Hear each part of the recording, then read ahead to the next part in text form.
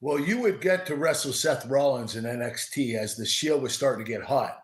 What's the biggest difference between Seth then and Seth now?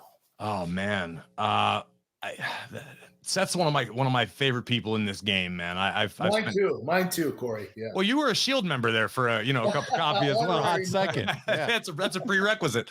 I think it's not necessarily unique to Seth because I could give you the same answer regarding a lot of guys who I've come up with. It's maturity. When you come into this game, into the business at first, especially on independent, it's you versus the world. You have to have a chip on your shoulder or you're not going to succeed.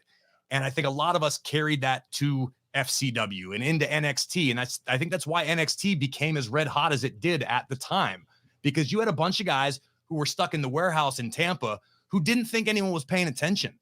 And we said, you know what, we're going to do it our way. And you had Dusty, who was just so cavalier that Dusty believed in us, and NXT caught fire. And of course, you had individual stars that broke out, Seth being one of them. And Seth still has a massive chip on his shoulder. That's how the dude lives his life. But Seth is now more mature. He's a dad now. He's a husband. He looks at things differently. He's not concerned, but he's interested in the health of the overall business and the future of the business. And he's the guy now, Kurt.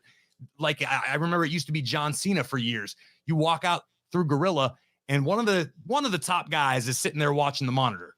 Right. After every live event match or every segment of TV. Seth's that guy now who sits. Yeah. And he doesn't overstep his boundaries, and he won't give you advice if you don't ask for it. But it's one of those deals where you go, I should probably ask that guy. He's done a few things in the game. Maybe he knows. But yeah, I mean, Seth is the same guy at heart who he always was, that sort of rebellious, sort of punk rock mentality. But he's just a little more mature, and he looks at things a little more carefully now. And I think that's probably going to add to his longevity in the business.